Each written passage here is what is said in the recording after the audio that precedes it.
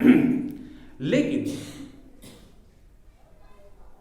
कि अंधा बहरा गूंगा सब प्रेमी को कहते हैं और मस्त अपने प्रभु के प्रेम में प्रेमी सदा रहते हैं। प्रेमी सदा अपने प्रभु के प्रेम में मगन रहते हैं। एक समय का जिक्र आता है, बोलो वृंदावन बिहारी लाल की जय। एक राजा हुआ, तो राजा के पास सारी व्यवस्थाएं मौजूद थी। रथ हैं, हाथी हैं, घोड़े हैं, सेना है, फौज है, धन के भंडार हैं, सारी व्यवस्थाएं हैं। तो एक बार राजा अपनी सभा में बैठा हुआ था एक छड़ी लेकर के। जो सभा में लोग आए तो सब देखते हैं कि राजा आज तक कभी छड़ी लेकर बैठा नहीं था, आज क्या बात है।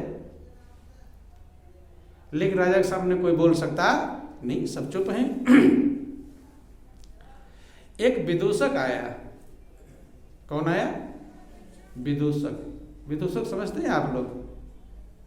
मजाकिया, जिसे जोकर कहते हैं, जोकर समझते हैं? जोकर का काम होता है कि लोगों का हृदय आनंदमग्न करना, प्रसन्न करना, आपके मन बेचैन हो, अशांत हो, अपनी बातों से आपको खुश कर देना, प्रसन्न कर देना। तो विदूषक प्रवेश किया सभा में। तो जोकर का थोड़ा रंग ढंग भी ऐसा होता है, उसे देखकर ही लोग हंसने लगते हैं। उल्टे सीधे कपड़े पहनना, सही सेटिंग ना रखना। तो ध्यान देना, था तो वो विदूषक, लेकिन वो ज्ञानी भक्त था। क्या था? ज्ञानी भक्त। कहीं गुरु के शरण में जाता था, सत्संग भजन में जाता था, और राजा के यहाँ लोगों को प्रसन्न करने का काम था, विदूषक का काम था। अपने क्रियाकलाप से लोगों को खुश करता था ताकि लोग प्रसन्न हो, मनोरंजन। जब वो प्रवेश किया तो लोग उसको देखकर हंसने लगे। कोई किसी प्रकार से हंस रहा है, कोई किसी कपड़े को देखकर हंस रहा है, कोई उसके बालों को देखकर हंस रहा है, कोई जो देखकर हंस रहे हैं। राजा ने विदूषक को अपने पास बुलाया। वो छड़ी उस विदूषक को देते हैं। राजा बोले कि विदूषक, ये छड़ी तुम अपने पास में रखो, और तुमसे ज्यादा मूर्ख जो मिल जाए, क्या कि तुमसे बड़ा मूर्ख कोई मिल जाए तो उसे इस छड़ी को पकड़ा कर और लाना मेरे पास। मूर्ख से मूर्ख हो, सबसे बड़ा मूर्ख हो, उसे लाना। बोलो वृंदावन बिहारी लाल की।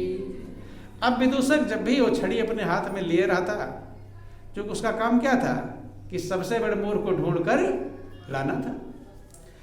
जब भी सभा में आता तो छड़ी अपने साथ में लिए रहता कि जो सबसे बड़ा मूर्ख मिलेगा उसे मैं छड़ी को पकड़ाऊंगा और फिर राजा के सामने पेश करूंगा। ऐसे करते कुछ समय बीत गया। राजा की उम्र ज्यादा हो चुकी थी, बीमार हो गया। बीमार अवस्था थी और बीमारी धीरे धीरे इतनी बढ़ती चली गई कि राज वैद्य ने भी मना कर दिया कि राजा साहब अब हमारे बस का नहीं। जो राजा के वैद्य हुआ करते थे, क्योंकि एक समय ऐसा आता है जब डॉक्टर वैद्य सभी लाचार हो जाते हैं और आपको भगवान के भरोसे रहने का समय आ जाता है। सबके लिए एक समय आएगा, अपने भरोसे चाहे जिंदगी भर मनुष्य रहे, लेकिन एक समय ऐसा आएगा जब डॉक्टर भी बड़े बड़े अच्छे अच्छे हॉस्पिटल और डॉक्टर भी कहते हैं कि भाई अब ले जाओ इन्हें 2-4 दिन घर में सेवा कर लो। कहते कि नहीं कहते? क्या हमारे बस का नहीं। हाँ, ठगने वाला डॉक्टर होगा तो रखे रहेगा, आईसीयू में भर्ती करके रखे रहेगा और आपका खर्च लेता रहेगा, वो बात अलग है। लेकिन यहाँ तक आज का समय वर्णन आता है कि मर गए हैं, आईसीयू में रख रखा है, 2-4 दिन और रख लिया और उसका किराया ले लिया। ऐसी व्यवस्था भी चल रही है आज के समय में। बोलो वृंदावन बिहारी लाल की जय। तो बंधु समझने का प्रयास करेंगे राजा गंभीर रूप से बीमार पड़ गया, पड़ा हुआ है बिस्तर पर। क्योंकि मनुष्य जब लाचार हो जाता है तो लोग उसकी कदर भी कम कर देते हैं, उसका महत्व अब ना उससे कोई डरता है, ना उसका कोई भय होता है, ना उसका कोई स्वागत सम्मान होता है। ये सारी व्यवस्थाएं तभी तक रहती हैं जब तक प्रभु आपके ऊपर कृपा कर रखा है, आपको सही सलामत बना रखा है। अन्यथा जब लाचार हो जाते हैं तो आप चाहे कितने चतुर हो, चालाक हो, होशियार हो, बुद्धिमान हो, गुणवान हो, नीतिवान हो, लेकिन उस समय आपकी कदर लोग कम कर देंगे, कदर घट जाएगी, गायब हो जाएगी। राजा पड़ा हुआ है, विदूषक राजा के पास पहुंचता है और मंत्री संतरी बैठे हैं, सब लोग घेरे हुए हैं। विदूषक ने राजा से हाल चाल पूछा कि महाराज क्या हाल चाल है आपका, कैसा है तबीयत। राजा कहता है कि विदूषक अब हाल चाल क्या पूछ रहे हो, अब तो चलने की बेला है, अब जाने की बेला है, जाने का समय। कि महाराज जाने का समय है? कहे हाँ। कहे पहले आपको कहीं जाना होता तो पहले से खबर हो जाया करती थी, मुझे तो खबर भी नहीं, किसी को खबर नहीं कि आपको जाना है। राजा कहता है कि विदूषक ये समय ही ऐसा होता है जिसको पहले से खबर किया जा सकता नहीं।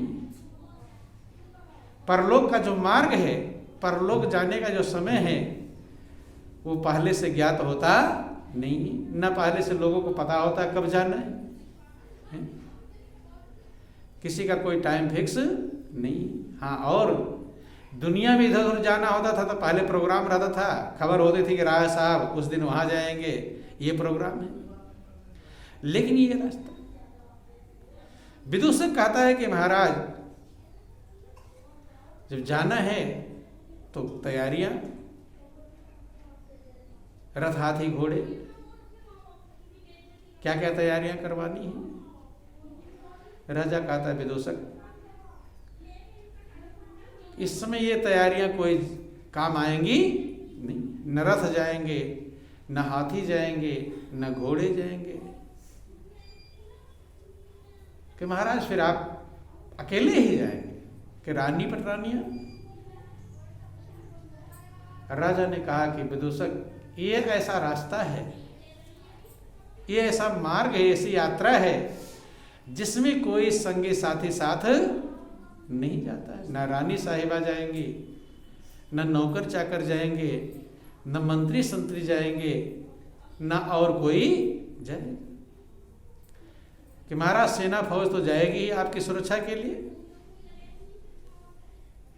कि नहीं, सेना फौज भी नहीं जाएगी। क्या और खाने पीने के रसद, खाने पीने के सामग्रियां, सामान। राजा कहता है ये भी कुछ जानने वाले नहीं। अर्थात धीरे धीरे करके कहता महाराज वहां जहां आप जाएंगे वहां तो स्वागत की तैयारी आपकी होगी पहले से, स्वागत सत्कार की तैयारियां वहां हो रही होंगी जहां जाना है आपको। राजा कहता विदूषक नहीं, वहां तो स्वागत सत्कार उनका होता है जो भजन भक्ति किए होते हैं, जो प्रभु में अपने मन को लगाए होते हैं, जो शांति पाए होते हैं। मैंने मेरी जिंदगी बीत गई राजमद में, राज्य के अहंकार में, भगवान की मुझे याद आई नहीं, भगवान के भजन से कोई मतलब नहीं रहा, क्योंकि मेरे पास सारी व्यवस्थाएं मौजूद थी। बंधु ध्यान समझना, बोलो वृंदावन बिहारी लाल की जय। मनुष्य भजन में बहाने बनाता है। क्या बनाता है? बहाने। जब कम उम्र के रहेंगे तो कहेंगे अभी हमारी उम्र नहीं हुई भक्ति करने के, भजन करने की, अभी कौन सी उम्र है, वहां वो बहाना हो जाएगा। जो और बीच के में पहुंचेंगे वयस्क हो जाएंगे तब कहेंगे हमारे पास टाइम नहीं है भजन का। क्या नहीं है? टाइम नहीं है। और जब और बूढ़े हो जाएंगे तब कहेंगे भजन करो, तब कहेंगे अब उठा बैठा जाता नहीं, अब चला जाता नहीं, अब बीपी है, अब शुगर है, अब ये है, अब वो है। तो हर समय बहाने बनाता रहता है। महापुरुष समझाते हैं कि आँख मत हक की इबादत से चुराना रो